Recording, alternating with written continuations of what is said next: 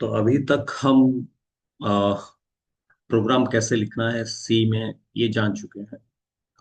हर time हम अभी तक जो भी करे हैं वो कहीं ना कहीं हमारे स्क्रीन में डिस्प्ले कर रहा है कुछ, मतलब आउटपुट स्क्रीन में। So let me give some information. तो मैं अपना ऑनलाइन कंपाइलर स्टार्ट कर रहा हूँ। तो ऑनलाइन कंपाइलर में हम क्या कर चुके हैं, अभी तक हमें मालूम है कि यहाँ पे दो स्क्रीन है। एक होता है आपका मेन डॉट सी और एक होता है आपका आउटपुट। तो मेन डॉट सी में आप जो भी लिखते हैं उसको अगर रन करता है उसका आंसर आपको आउटपुट स्क्रीन में मिलता है। तो अभी तक ये आपको मालूम हो चुका है, लेकिन हर टाइम ये पॉसिबल नहीं है, क्योंकि आप अगर स्क्रीन में आपको कुछ दिखाना है तो स्क्रीन से भी आपको कुछ लेना पड़ता है। जैसे कि मैं आपको एक एग्जांपल दे रहा हूँ। अगर आप अपना एटीएम में जाते हैं, मैं अपना पेन टूल ओपन कर लूँ पहले। अगर आप अपना एटीएम में जाते हैं तो एटीएम में पहले आपको एक स्क्रीन दिखाता है कि एंटर योर पिन या एंटर योर अमाउंट। उस मैसेज को देख के हमें उसमें पिन या अमाउंट जो भी हो एंटर करना पड़ता है। तो यहाँ पे दो चीजें आते हैं, एक होता है आपका, एक स्टेटमेंट है enter your pin, enter your pin. तो ये मैसेज देखने के बाद हम क्या करते हैं, अपना पिन कुछ भी देते हैं, 4675 जो भी 4 डिजिट का पिन रहता है। फिर एटीएम में जाएंगे तो आपको एक मैसेज दिखाएगा एंटर अमाउंट, जो अमाउंट आप विड्रॉ करना चाहते हैं। सपोज मैं विड्रॉ के लिए दिया 5,000। तो एक होता है ये मैसेज जो स्क्रीन में दिखता है, और और एक होता है जो कि ये वैल्यूज हम प्रोवाइड करता है। तो आपको वैल्यूज अगर प्रोवाइड करना है तो आपको कीबोर्ड का हेल्प लेना होगा। तो चाहे वो ऑन स्क्रीन हो या आपके कीबोर्ड डिवाइस हो, जो भी आप यूज करें वो आपको यूज करना है। तो इसका मतलब यह है कि हम अगर कभी भी कोई भी प्रोग्राम लिखें तो वहां पे दो चीजें कॉमन रहेंगे। एक होगा आउटपुट जो कि स्क्रीन के ऊपर दिखाएगा, और एक होगा इनपुट जो कि स्क्रीन से इनपुट लेगा, जो कि स्क्रीन से वैल्यू लेगा। एक स्क्रीन के ऊपर दिखाएगा और एक स्क्रीन से वैल्यू लेगा। तो अभी तक हम ये पढ़ चुके हैं आउटपुट। तो मतलब हम अगर प्रिंटफ में कुछ भी लिखते हैं तो ये ऑटोमेटिकली हमारे आउटपुट स्क्रीन में आंसर दिखा देगा। अभी तक ये हमें मालूम हो चुका है। ठीक है। तो अभी एक इम्पोर्टेंट पार्ट है कि हम यूजर से वैल्यू कैसे लें, या हमारा प्रोग्राम जो यूज करेगा हम उससे वैल्यू कैसे लें, ये इम्पोर्टेंट है। लेकिन इससे इम्पोर्टेंट और भी चीज है। तो मैं पहले इसको इरेज कर दे रहा हूँ। तो उससे इम्पोर्टेंट क्या चीज है, तो अभी तक हमें मालूम हो चुका है कि अगर मैं इस मेन डॉट सी में कुछ लिखूं और इस रन बटन को प्रेस करूं तो इस मेन डॉट सी में जो लिखा है उस हिसाब से आपको आउटपुट में आंसर दिखाएगा। तो मतलब यहाँ पे आंसर है। तो एक छोटा सा प्रोग्राम हम जो कर चुके हैं उसको ही लेके टेस्ट करते हैं पहले। इसको क्लियर कर रहा हूँ। तो हमारा एक प्रोग्राम हम लिख चुके थे क्या आपका, write a program to display your name, age and hobby. तो मैं वही प्रोग्राम को दिखा रहा हूँ आपको। तो यहाँ पे हम एक प्रोग्राम कर चुके हैं जिसका नाम है आपका write a program to display name hobby. तो ये नाम, एज और हॉबी जो भी है, ये मुझे डिस्प्ले करना था कहाँ पर, मेरे स्क्रीन के ऊपर। तो इसके लिए मैं प्रोग्राम लिखा। एक्चुअली क्या लिखा, hash include S T D I O dot H, फिर वर्ड में, और अपना नाम लिखा प्रिंटफ मुरली शर्मा। और यहाँ पे मैं सेमीकोलन दिया था प्रिंटफ एज अभी दिया था 47। और यहाँ पे लिखा था प्रिंटफ हॉबी था रीडिंग शॉर्ट स्टोरीज।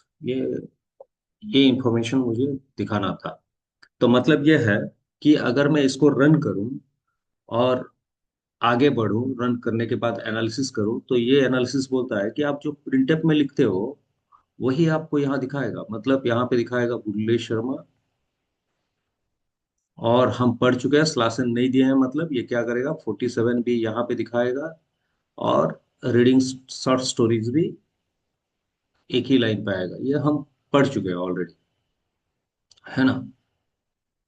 तो इसमें प्रॉब्लम क्या है? प्रॉब्लम कुछ नहीं है, लेकिन एक्चुअली ये आप चाहते थे क्या डिस्प्ले करने के लिए? बिल्कुल नहीं। हम कैसे चाहते थे? हम चाहते थे कि अपना नाम आए बुल्ले शर्मा, उसके नीचे आए 47, उसके नीचे आए रीडिंग शॉर्ट स्टोरीज।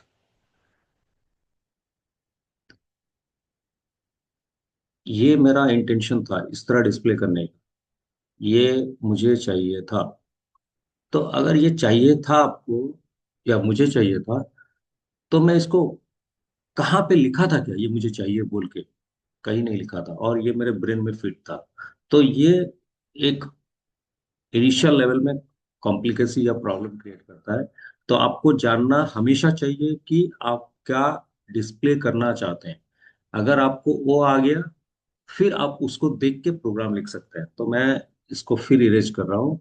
मैं बोल रहा हूँ, अगर मुझे किसी भी तरह ये मालूम चले कि मैं यहाँ पे क्या डिस्प्ले करना चाहता हूँ इस आउटपुट स्क्रीन में, तो मैं इसको देख के ये प्रोग्राम लिख सकता हूँ। ये नहीं, इस तरह प्रोसेस खराब है। मतलब मैं प्रोग्राम लिख रहा हूँ और उसका आंसर ये मिल रहा है, सही है। लेकिन एक्चुअली होना क्या चाहिए? आपको क्या चाहिए पहले वो डिसाइड करो। अगर वो आप डिसाइड कर पाए, तो फिर उसके बाद प्रोग्राम लिखना चालू करो। और प्रोग्राम लिखने के बाद फिर रन करो, और चेक करो कि आपको जो चाहिए था वो मिला कि नहीं मिला। अगर नहीं मिला, प्रोग्राम में करेक्शन कीजिए, फिर रन कीजिए। अगर आपका आंसर मिल गया तो बी हैप्पी, अगर नहीं मिला फिर करेक्शन कीजिए और रन कीजिए। तो प्रोग्रामिंग का यही एक रूल है कि प्रोग्राम को लिखो, write program, run the program, get the output. अगर आउटपुट सही आया देन इट इज ओके, अगर नहीं, make corrections and run the program again. तो ये इंपॉर्टेंट है आपके प्रोग्रामिंग में। तो मैं एक छोटा सा एग्जांपल दे रहा हूँ आपको। अगर आपको कोई घर बनाना है, suppose you want to dream build a dream house, आपका घर बनाना है, होम या हाउस जो भी बनाना है, तो आप डायरेक्टली आपके लैंड पे जाके नहीं बना सकते। तो आपके माइंड में पहले चलना चाहिए कि आप 2 BHK यूज करना चाहते हैं या 3 BHK, 3 बेडरूम हॉल किचन। तो पहले ये डिसाइड हो गया। तो अगर ये डिसाइड हो गया, तो फिर एक रूम कितने स्पेस का होगा, ये आपको डिसाइड करना है। आपको आपका अटैच बाथरूम चाहिए कि नहीं, इंडियन टॉयलेट होगा कि फॉरेन टॉयलेट होगा, तो ये सब आपको डिसाइड करना है। उसके बाद अगर डिसाइड कर पाए तो आप तो डिजाइन नहीं कर पाएंगे। तो इसके लिए आपको एक आर्किटेक्ट के पास पड़ता है, जो कि आपको बिल्डिंग का प्लान बना के देता है, बिल्डिंग का प्लान। तो अगर बिल्डिंग का प्लान मिला, फिर आप आपके बिल्डर के पास जाते हो और बोलते हो कि भाई मेरा बिल्डिंग का प्लान मिल गया है और आप इसको बना दो। उसके बाद जो चाहिए वो सब आपको परचेज करना है। उसी तरह कभी भी आप एक सॉफ्टवेयर बनाते हो, तो सॉफ्टवेयर में पहले डिजाइन होता है क्या बनना चाहिए। क्योंकि आज के डेट में सपोज मैं फोन पे को यूज करूं, जो कि एक ऐप है आपका मनी ट्रांसफर करने के लिए, उसी तरह जीपे है मनी ट्रांसफर करने के लिए, पेटीएम है मनी ट्रांसफर करने के लिए। सभी का काम ऑलमोस्ट सेम है, मनी ट्रांसफर करना या मनी रिसीव करना। उसके साथ बहुत ऑप्शन है, लेकिन मुझे लगता है कि आपको भी लगता है कि सबका डिजाइन अलग अलग है। तो सबका डिजाइन अलग है। तो अगर डिजाइन अलग है, तो पहले से ही डिजाइन के बारे में सोचा है गया है, या क्या डिस्प्ले करना है उसके बारे में सोचा गया है। तो इम्पोर्टेंट क्या है? इम्पोर्टेंट ये है, इसको इरेज में कर दे रहा हूँ। इम्पोर्टेंट ये है कि आप क्या डिस्प्ले करना चाहते हैं वो पहले जानना है। एक क्वेश्चन अगर मिला, तो आपको पहले जानना होगा कि आपके आउटपुट स्क्रीन में आपको क्या चाहिए। ये स्क्रीन में आपको क्या चाहिए, ये इंपॉर्टेंट है जानना। और अगर ये जान पाए, तो उसके बाद आप कोई भी लैंग्वेज यूज करके प्रोग्राम लिख सकते हैं। तो हम सी पढ़ रहे हैं तो हम सी यूज करके लिखेंगे। तो प्रोग्राम लिखने से पहले अगर हमें कुछ जानना है, कैसे डिस्प्ले करना है, क्या डिस्प्ले करना है, अगर ये जानना है, तो हम उसको प्रोग्रामिंग में बोलते हैं एक्सपेक्टेड आउटपुट। Expected output. तो एक्सपेक्टेड आउटपुट क्या है? आपको एक क्वेश्चन अगर मिला, तो उस क्वेश्चन को देख के आपको उस क्वेश्चन को देख के आपको डिसाइड करना होगा कि आपको क्या डिस्प्ले करना है। अगर वो कर पाए देन आप प्रोग्राम इजीली लिख सकते हैं। सोचना नहीं आया तो प्रोग्राम लिखना मुश्किल है। अगर सोचना आ गया तो प्रोग्राम लिखना इजी है। तो सोच के ऊपर सब डिपेंड करता है, और उसको हम बोलते हैं एक्सपेक्टेड आउटपुट। तो नेक्स्ट वीडियो में हम ट्राई करेंगे कुछ क्वेश्चंस लिखने के लिए, उसका एक्सपेक्टेड आउटपुट लिखने के लिए, उसके बाद फिर प्रोग्राम डिसाइड करेंगे काम करने के लिए। ठीक है, अभी के लिए इतना। नेक्स्ट वीडियो में मिलते हैं।